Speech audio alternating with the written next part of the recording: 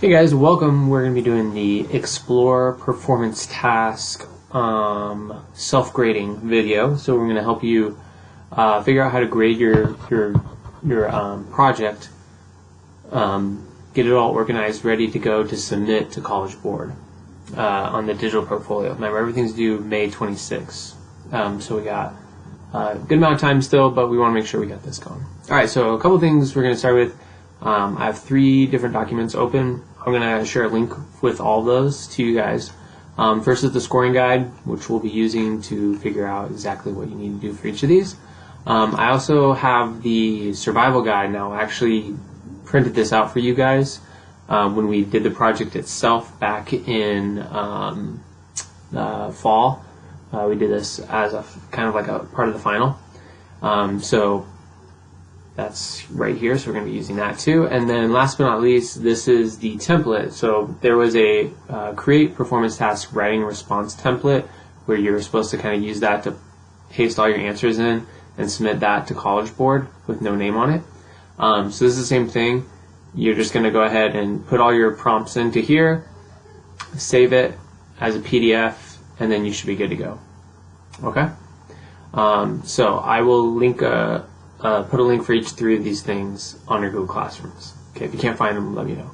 But yeah, you're going to want to basically turn in 2 things to College Board, your computational artifact. So it's an image is what we made.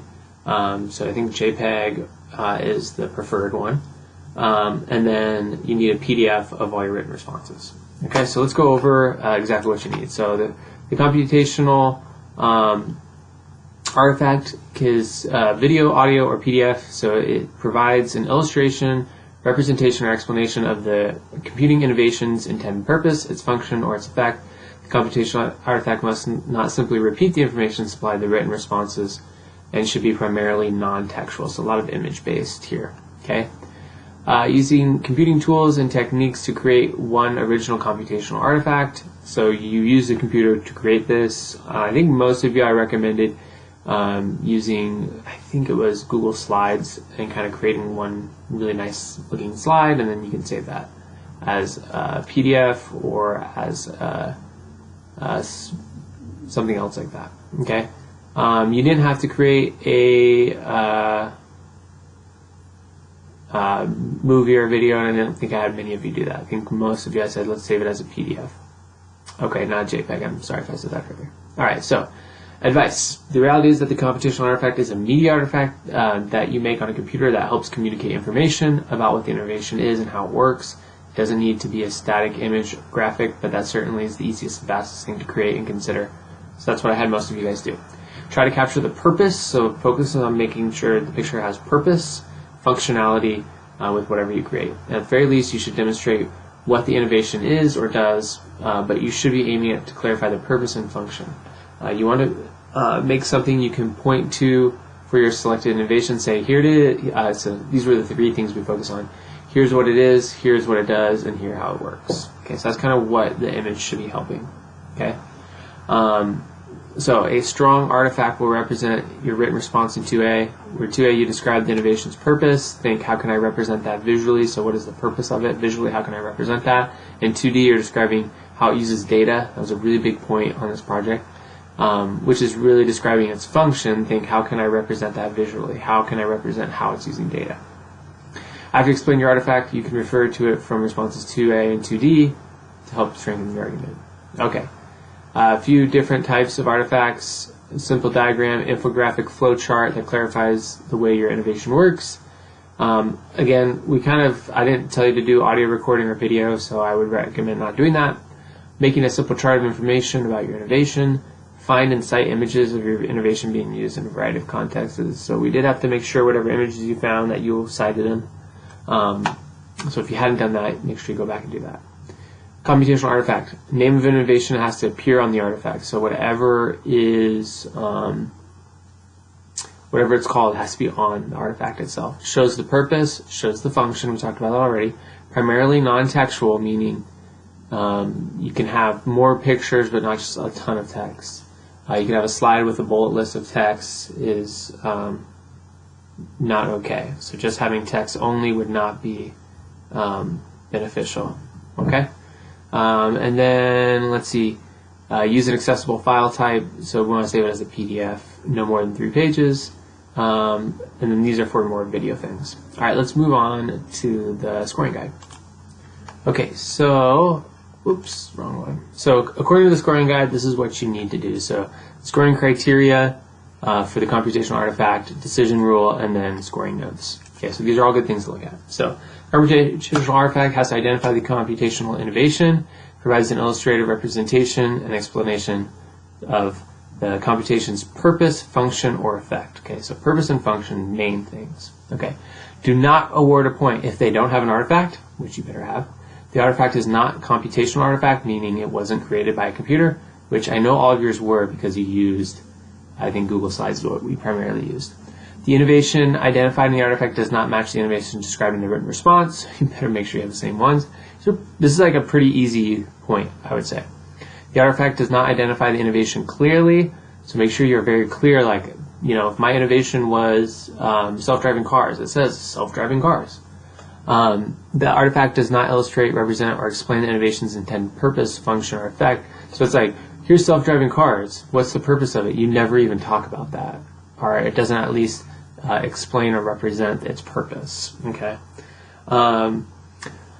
Or function. The computational artifact doesn't clearly illustrate, represent, or explain as required in the scoring criteria in the written response. Okay, so that's more so as like the written response and the artifact aren't in line. Okay, so computational artifact is something created by a human using a computer. It can be, but is not limited to a program, an image, an audio, video, presentation, or a web page file. Again, we did an image. Computer innovation is innovation that includes a computer or program code as an integral part of its functionality. We spent a lot of time making sure that you guys actually picked something that was a computational innovation. Just double check to make sure it was. In case it's not, then you might need to go back and redo your whole project. Hopefully not. But I guess you would have technically time to do it. Okay, let's go to the first writing prompt. The first writing prompt is to provide information on your computational innovation and computational artifact. Name the computational innovation. Describe it, its purpose and function, and describe how your computational artifact illustrates, represents, or explains it. So you're kind of like giving justification to your computational artifact and why you made what you made. Okay? So the advice says this prompt requires you to state multiple pieces of information, only 100 words, so keep each section short. You could use a bulleted list. This is awesome. We are not English majors in this course. We are people who are just trying to get the facts in really fast. Okay? Purpose and function are not the same. So purpose is the goal or objective. So make sure when you read your prompt, you can figure out what's the goal or objective. And then the function is how does it accomplish that? Okay, so the function is the actual computing that's being done by the innovation, or how it consumes, produces, or transforms data is what we always talk about. Okay? Features of innovation like faster speed, bigger screens often do not fit well in either category. Okay, so don't talk about its features as being its purpose or its function. Computational artifacts should speak to and clarify the purpose or function in some way, diagrams, images, or primarily non-textual. Okay? Potential research terms, don't need to look at that, but this is what you need to have on this prompt. The name of the innovation, the purpose, the function, describe how the artifact supports those things. It says don't create over 100 words. You can be over 100, but that's kind of your goal. You don't want to be like way over. And then cite any references used. There is a cites place. Okay? Scoring guide, 2A. Again, state a fact about the correctly identified purpose. I'm not going to read through all of these because they're a little bit more intensive, but pause the video. You can read them. They're good because there's a couple things to the 2A. But basically, you won't reward a point if the identified innovation is not a computational innovation, meaning it didn't use its computing power to innovate it, and the written statement gives an effect. Okay, so again, we're not looking for effects. We're looking for purpose and function. All right, let's move down from 2A to 2B. So describe your development process, explicitly identifying the computing tools and techniques used to create your artifact. Your description should be detailed enough so that a person unfamiliar with the tools and techniques would understand your process. This isn't even a scored response. So just kind of say, I use Google Slides to make this, I found images, and da-da-da-da. Anyone can do it. You don't really have to do a lot. It's not even scored. You look at the scoring guide, and it goes from 2A to 2C. So they legit don't even read it. So, but you'll notice 2C takes up 3 categories. So 2C and 2D are kind of like the meat and bones here of this. So let's go to 2C. Okay. Explain at least one beneficial and one harmful effect the computing innovation has had or has the potential to have on a society, economy, or culture. Okay, this is a big one. Usually the beneficial effect is easy to identify. It's often the reason the innovation was created in the first place. A harmful effect should be an unintended consequence. Like, we made this, but this was the unintended. For example, self-driving cars. The reason why is we could have safer roads. We could create, save money. You don't have to pay drivers. The harmful effect is the unintended consequence. Well, the unintended consequence is we're going to put a lot of people out of jobs. We actually have a lot of people who their job is to drive cars, and now those people are no longer needed. Okay, so those are kind of the things you're looking at. So understand and focus on society, economy, and culture. Think about a group of people who could be impacted. So culture can be thought of as a group of people. Football players are a culture. Students that have asthma are a culture. Economy can be brought up as a group of people with similar economic interests or whose jobs or industries are similar. Netflix put companies like Blockbuster and rental places out of business. And society, try to avoid saying impacts to society. It's too broad. Get specific. Which society? Whose society? So data security and privacy concerns are not harmful effects. That's a big point here because that's a second section. So data security and privacy concerns are not harmful effects by this definition. The fact that autonomous cars, online banking, or social media can be hacked is not an example of harmful effect. That just means it has a security concern. Okay? You also must explicitly use the term beneficial and harmful. Make sure you actually use those words. Do not make the greater guess. Just directly state the benefits and harms and the groups affected. Again, these are not trying to be tricky. They're just be very clear. We want to grade them fast. Okay? Response, use a maximum of 250. Try 2 paragraphs, 1 for harmful, 1 for beneficial. Clearly state them. Make it very clear. Use those words. Why is it beneficial, harmful, and who is it benefiting or who is it harming? What group? Is the harm really a data privacy concern? If so, don't do it. Do not use these for harmful or beneficial effects, hacking, costs, or personal opinion. And cite your sources. Okay, scoring guide. Alright, so the first one, benefit, at least one effect. Okay, so analyzing the impact of computing is what this one identifies. At least one effect of the identified described computing innovation. You will not receive a point if your innovation is not computing. The identified effect is a purpose for using it, i.e. allows me to make videos to share with my family, or the effect is usually a function of it. Self-driving cars can drive me to work. So the effect may be an impact, result, or outcome. So don't focus on hacking and things like that. Identifies a beneficial effect and a harmful effect. Okay, so when you're doing your one effect, one should be beneficial, one should be harmful. Okay. Again, this is kind of a lot of it. Make sure you have a harmful and a beneficial. You clearly name them. An effect may be an impact. Beneficial or harmful are contextual and interpretive.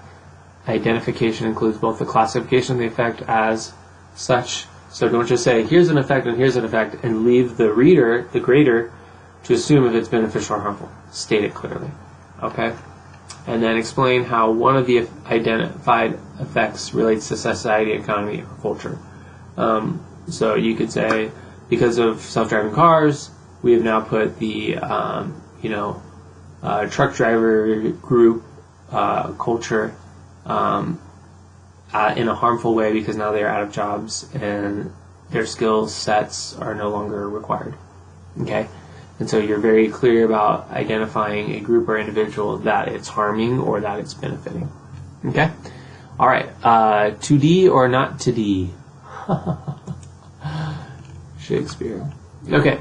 Using the specific details described, the data your innovation uses, how the innovation consumes its input, produces its output, and or transforms data, and at least one data storage concern, data privacy concern, or a data security concern. Okay. If you have identified an actual computing innovation, then it's using data somehow. Self-driving cars are, sucking in the data from the cameras that are reading, the lines where the other cars are, and it's interpreting stuff like that. You just need to describe it. Think what is actually being computed here. Think about it, or find it through research at the deepest level. What is the actual data? What are the actual numbers it's taking in? What that the innovation uses? Avoid describing the device that captures data. A camera is not data. A digital image is data. Okay, so think about the actual data. All right, so checklist. Describe the data that it uses. Make your description of the data as specific and digital as possible. Explain the actual file type, i.e., if you're doing self-driving cars, say it's recording this video and saving it as an MP4 file, and then it uses that, or whatever it might be. Describe how the innovation describes data and produces output. Make your description as specific as possible. Describe the ways input data is used in calculations. So a camera is using maybe self-driving cars are using two different cameras to judge distance to then dictate speed, and be more specific than I am, but there you go. And then if the output of the innovation is user-facing, meaning an image or screen, sound from a speaker, or whatever, you may separately include that information as well. So if it gives the user information. Describe one data security, data privacy, or data storage concern. Cite your sources. Okay, let's look at how they're actually going to grade this. So part 2D has two sections here. Identify the data and explain how it's consumed, produced, or transformed. Okay, so you will lose points. You will not get points if it does not describe a computational innovation, or it doesn't specifically state the type of data it's used. It just says data. So make sure you're being specific in what kind of data it's actually producing. So don't just say this thing sucks in data and then does this with it. What is the data? You gotta tell us, okay? The response confuses or conflates the information with the data. Response fails to explain what happens to the data. So you're not being specific. And then the response confuses the source of the data with the data. So it's like, oh, the camera is the data. No, what the camera is taking in is the data. Alright, so scoring notes. Data types includes integers, numbers, booleans, text, images, video, audio, signals, data that infers different things like fingerprints, temperature, music, length, pictures, etc. Data collection devices are not data, so don't use sensors or cameras as data. Those are data collection. Large data sets include data such as transaction, measurements, text, sounds, images, and videos. So try and use those words. Okay, and then last but not least, identify one data storage or privacy concern. Again, you will not receive the point if it describes a concern that's not related to the data. So it's like,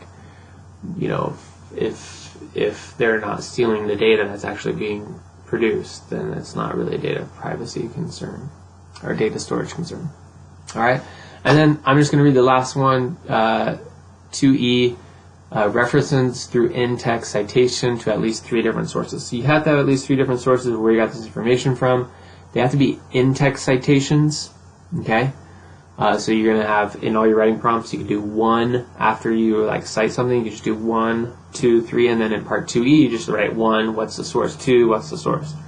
In-text citation may be provided in any way that acknowledges the source, according to New York Times. Parenthetical, footnotes, I would do footnotes.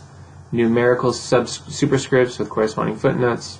Number system with a corresponding reference. Yeah, so number system or footnotes. I would do maybe number system, yeah, just put a 1 in parentheses after something, 2, 3, and then later on put that in. And that's it. So your survival guide for part 2E, it's just 3 sources. And then so you kind of just, right here, they're putting a 5, and then they have that listed, okay? You also want to cite any images or elements that you use, okay? So again, you're turning in 2 things to the College Board, your computational, and then you're going to put all your written responses, 2A, 2B, 2C, 2D, with any in-text citation, and then you're going to, in 2E, put all your citations. Okay? Save this as a PDF and turn it in. That's it. If you have questions, email me.